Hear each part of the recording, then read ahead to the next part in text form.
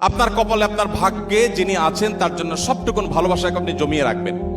আপনি জানেন আপনার জীবনে, বৈবাহিক জীবনে একজন সঙ্গিনী আসবেন, এটা এক্সপেক্টেড। কিন্তু আপনি এখন থেকে যদি কোথাও প্রেমের নামে অবৈধ সম্পর্ক করেন, অবৈধ রিলেশন করেন, হারাম সম্পর্ক স্থাপন করেন, তাহলে দিন শেষে আপনি কিন্তু আপনার সেই হবু স্ত্রীর সাথে বিশ্বাসঘাতকতা করলেন।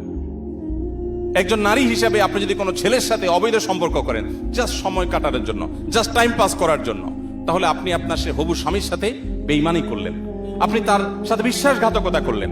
গোটা পৃথিবী বলবে আপনার যৌবনকে আপনি এনজয় করেন, আপনি যৌবনের উচ্ছলতায় হারিয়ে যান, আপনি ভোগ করেন। ইসলাম আপনাকে বলবে আপনি কন্ট্রোল করেন, আপনি নিজেকে নিয়ন্ত্রণ করেন, তারুণ্যে যেন কালিমা না লাগে।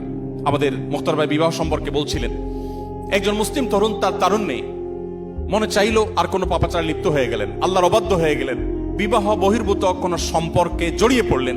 এটি কোনো মুসলিমের সাথে অন্তত যায় না। একজন মুসলিম তরুণ এতটা ঢিলা হওয়া উচিত না। যেখানে খুশি সেখানে তিনি কাত হয়ে গেলেন, সেখানে তিনি এঙ্গেজ হয়ে গেলেন, নত হয়ে গেলেন, এটা মুসলিম তরুণের সাথে অন্তত যায় না।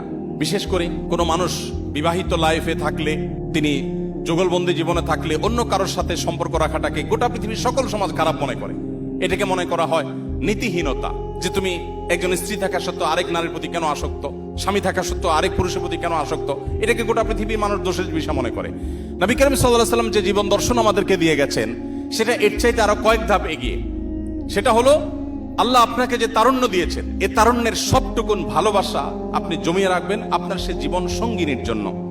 যেই যুবক তার তারুণ্যকে, তার যৌবনের চাহিদাকে কন্ট্রোল করতে পারে না, নিয়ন্ত্রণ করতে পারে না, তার চরিত্রকে হেফাজত করতে পারে না, তার সম্ভ্রমকে সংরক্ষণ করতে পারে না, এই যুবক আব্দুল্লাহ ইবনে ওমরের উত্তরসূরি হতে পারে না, এই যুবক ওমর রাদিয়াল্লাহু তাআলার উত্তরসূরি হতে পারে না, এই যুবক মুহাম্মদ সাল্লাল্লাহু আলাইহি ওয়াসাল্লামের অনুসারী হতে পারে না, এই যুবক কখনো আব্দুল্লাহ ইবনে মাসউদের অনুসারী হতে পারে না, এই যুবক সেই সকল সাহাবীদের অনুসারী হতে পারে না যেই সাহাবীরা মক্কার যাযাবর থেকে অর্ধ পৃথিবীর বাদশাহী করেছেন।